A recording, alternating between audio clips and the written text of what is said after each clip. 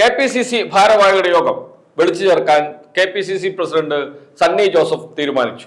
നാളെയാണ് യോഗം എന്ന് വെച്ചാൽ നവംബർ 1-നാണ് യോഗം. KPCC ഓഫീസിലാണ് യോഗം.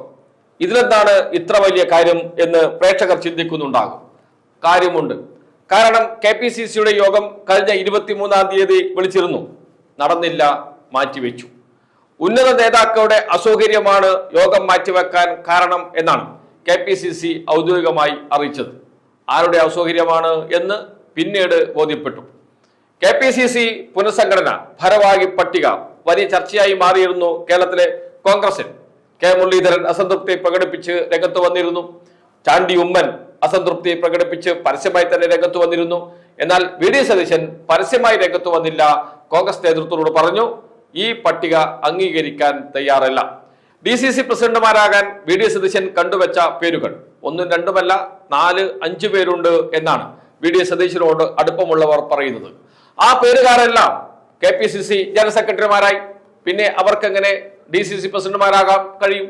അത് VD സതീശനോടുള്ള അല്ലെങ്കിൽ VD സതീശന്റെ ആവശ്യങ്ങൾ പൂർണ്ണമായും തള്ളിക്കളയുന്ന തുല്യമാണ്. VD സതീശനെ അവഗണിക്കുന്നതിന് തുല്യമാണ്. ഇതാണ് VD സതീശനും VD സതീശനെ പിന്തുണക്കുന്നവരും പറയുന്നത്. അതുകൊണ്ട് അത്തരമൊരു ഭാരവാഹി പട്ടിക അംഗീകരിക്കാൻ കഴിയില്ല. ആ ഭാരവാഹി പട്ടികയോട് യോജിപ്പില്ല, അസംതൃപ്തിയുണ്ട്. അതുകൊണ്ട് തന്നെ ആ യോഗത്തിൽ പങ്കെടുക്കില്ല എന്ന് പറഞ്ഞത് പ്രതിപക്ഷ നേതാവാണ്. പ്രതിപക്ഷ നേതാവ് പങ്കെടുക്കാതെ KPCC ഭാരവാഹികളുടെ യോഗം വിളിച്ചാൽ കേരളത്തിൽ അത് വലിയ വാർത്തയാകും. കോൺഗ്രസിനകത്തെ പടലപ്പിണക്കം പൂർണ്ണമായും പുറത്തു വരും. പരസ്യ പ്രസ്താവനകൾ വരെ വരാൻ സാധ്യതയുണ്ട്. അത് കോൺഗ്രസിന് വലിയ ക്ഷീണമാകും. അതുകൊണ്ട് തന്നെയാണ് KPCC ഭാരവാഹികളുടെ യോഗം മാറ്റിവെച്ചത്. യോഗം ചേരാതിരിക്കാൻ കഴിയില്ല. തെരഞ്ഞെടുപ്പ് മുന്നിൽ വന്നു നിൽക്കുകയാണ്. തദ്ദേശ സ്വയംഭരണ സ്ഥാപനങ്ങളിലേക്കുള്ള തെരഞ്ഞെടുപ്പ്. താഴെ തട്ടിൽ വരെ സീറ്റ് വിഭജനം പൂർത്തിയാക്കണം. ഒന്നും തുടങ്ങിയിട്ടില്ല. ഏകദേശം നവംബർ മാസം ആദ്യ വാരത്തിൽ തന്നെ തെരഞ്ഞെടുപ്പ് പ്രഖ്യാപിക്കും. ഡിസംബർ ആദ്യവാരം തെരഞ്ഞെടുപ്പ് നടക്കും എന്നാണ് ഇപ്പോഴുള്ള വിവരം. അങ്ങനെയാണെങ്കിൽ കോൺഗ്രസിന് ഒന്നും ചെയ്യാൻ പറ്റാതെയാകും. UDFന് തന്നെ ഒന്നും ചെയ്യാൻ പറ്റാതെയാകും. UDFൽ മുസ്ലിം ലീഗ് മത്സരിക്കുന്ന സീറ്റുകളുണ്ട്. മുസ്ലിം ലീഗ് ജയിക്കുന്ന പഞ്ചായത്തുകളുണ്ട്, നഗരസഭകളുണ്ട്. അവിടെയൊക്കെ മുസ്ലിം ലീഗിൻ്റെതായ രീതിയിൽ പ്രവർത്തനങ്ങൾ മുന്നോട്ട് കൊണ്ടുപോകുന്നുണ്ട്. എന്നാൽ കോൺഗ്രസ് ഒന്നും തുടങ്ങിയിട്ടില്ല. ഭാരവാഹി പട്ടികയുള്ള തർക്കം നടന്നുകൊണ്ടിരിക്കുകയാണ്. പിന്നെങ്ങനെയാണ് കോൺഗ്രസ് താഴെത്തട്ടിലേക്ക് തദ്ദേശ സ്വയംഭരണ സ്ഥാപനങ്ങളുടെ തെരഞ്ഞെടുപ്പ് കാര്യത്തിൽ ഇടപെടാൻ കഴിയുക? അത് വലിയ പ്രതിസന്ധിയായി കോൺഗ്രസിന് മുന്നിൽ നിൽക്കുന്നു. അങ്ങനെയാണ് പ്രശ്നം പരിഹരിക്കാൻ നേരെ ദില്ലിയിലേക്ക് പോവുകയും ദില്ലിയിൽ യോഗം ചേരുകയും ചെയ്തത്. ആ യോഗത്തിൽ ആരാണ് കോൺഗ്രസിന്റെ പ്രശ്നക്കാരൻ എന്ന് കൃത്യമായി ബോധ്യപ്പെട്ടു. ഹൈക്കമാൻഡ് പറഞ്ഞു. 2 കാര്യമാണ് ഹൈക്കമാൻഡ് പറഞ്ഞത്. കേരളത്തിൽ മുഖ്യമന്ത്രി സ്ഥാനാർത്ഥി ഉണ്ടാകില്ല. കോർ കമ്മിറ്റി ആയിരിക്കും ഇലക്ഷൻ നയിക്കുക. അതിനുവേണ്ടി 17 അംഗ കോർ കമ്മിറ്റി രൂപീകരിക്കും. മുഖ്യമന്ത്രി സ്ഥാനാർത്ഥി ഉണ്ടാകില്ല. മുഖ്യമന്ത്രി ആരാകണമെന്ന് ഭൂരിപക്ഷം നേടിയാൽ അപ്പോൾ തീരുമാനിക്കാം.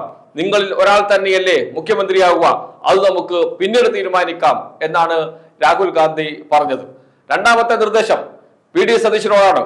ഒരിക്കലും ബഹിഷ്കരണം സഹിക്കാൻ കഴിയില്ല. അച്ചടക്ക ലംഘനം വെച്ച് പൊറപ്പിക്കാൻ കഴിയില്ല.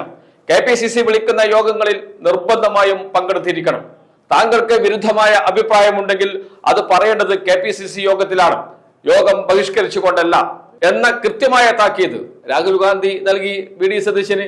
സ്വാഭാവികമായും യോഗത്തിൽ പങ്കെടുക്കാതിരിക്കാൻ കഴിയില്ല. അതുകൊണ്ട് തന്നെ നാളെ നടക്കുന്ന നവംബർ 1-ന് നടക്കുന്ന യോഗത്തിൽ പങ്കെടുക്കുകയാണ് VD സതീശൻ. ഏറെ കാലത്തിന് ശേഷം VD സതീശൻ KPCC ഓഫീസിലെത്തുന്നു, യോഗത്തിൽ പങ്കെടുക്കുന്നു എന്ന് കൃത്യമായ താക്കീത് ലഭിച്ചാൽ, ഹൈക്കമാൻഡ് ഇടപെട്ടാൽ വഴങ്ങാതിരിക്കാൻ കഴിയില്ല VD സതീശന്. അത് തന്നെയാണ് ഇപ്പോൾ സംഭവിച്ചതും. പക്ഷേ മറ്റൊരു കാര്യവും കൂടിയുണ്ട്. ഹൈക്കമാൻഡിന് മുന്നിൽ VD സതീശൻ ഇപ്പോൾ ഒരു അലോസരക്കാരനാണ്. പറഞ്ഞത് കേൾക്കാത്ത ആളാണ്, ചെയ്യാൻ പറഞ്ഞത് ചെയ്യാത്ത ആളാണ്, വാശിക്കാരനാണ് എന്ന തോന്നലുണ്ടായിട്ടുണ്ട് എന്ന് കോൺഗ്രസ് നേതാക്കൾ തന്നെ പറയുന്നുണ്ട്. അങ്ങനെ വന്നാൽ UDFന് ഭൂരിപക്ഷം കിട്ടിയാൽ മുഖ്യമന്ത്രിയാകാൻ സാധ്യത വളരെ വളരെ കുറവാണ് VD സതീശന്. കാരണം ഹൈക്കമാൻഡ് പറഞ്ഞാൽ അത് അനുസരിക്കാത്ത ഒരാളെ സംസ്ഥാനത്തിന് മുഖ്യമന്ത്രിയാക്കാൻ ഒരിക്കലും ഹൈക്കമാൻഡ് അംഗീകരിക്കില്ല. ഹൈക്കമാൻഡ് നിർദ്ദേശങ്ങൾ അതേപടി അനുസരിക്കുന്ന ആളുകളെ മാത്രമേ എല്ലാ കാലത്തും കോൺഗ്രസ് മുഖ്യമന്ത്രിയായി കൊണ്ടുവന്നിട്ടുള്ളൂ. അതുകൊണ്ട് ഹൈക്കമാൻഡിനോട് ചോദ്യങ്ങൾ ചോദിക്കുന്ന, ഹൈക്കമാൻഡിനെ അനുസരിക്കാത്ത ഒരാളെ മുഖ്യമന്ത്രിയാക്കാനുള്ള സാധ്യത വളരെ വളരെ കുറവാണ്. അതും UDF ജയിച്ചാൽ മാത്രമാണ് അക്കാര്യം ചർച്ച ചെയ്യേണ്ടത്. കേരളത്തിന്റെ രാഷ്ട്രീയ സാഹചര്യമൊക്കെ വേറൊരു ദിശയിലൂടെ പോയിക്കൊണ്ടിരിക്കുകയാണ്. വല്ല മാറ്റവും സംഭവിക്കണമെങ്കിൽ അത്ഭുതങ്ങൾ നടക്കണം എന്ന അവസ്ഥ ഇപ്പോഴുണ്ട്. പക്ഷെ നാളെ അത് മാറാം. രാഷ്ട്രീയമാണ്. രാഷ്ട്രീയത്തിൽ എപ്പോൾ വേണമെങ്കിലും എന്തും സംഭവിക്കാം. അത് തെരഞ്ഞെടുപ്പ് വിജയത്തെ തന്നെ മാറ്റിമറിച്ചേക്കാം.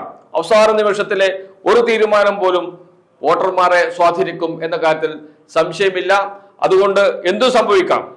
അങ്ങനെയുള്ള സാഹചര്യത്തിൽ UDF അധികാരത്തിൽ വന്നാൽ, ഭൂരിപക്ഷം കിട്ടിയാൽ VD സതീശൻ മുഖ്യമന്ത്രിയാകാൻ സാധ്യതയുണ്ടോ എന്ന ചോദ്യം ഉയർന്നുകൊണ്ട് 1000 വട്ടം ആലോചിക്കും ഹൈക്കമാൻഡ് എന്നാണ് കോൺഗ്രസ് നേതാക്കൾ തന്നെ പറയുന്നത്.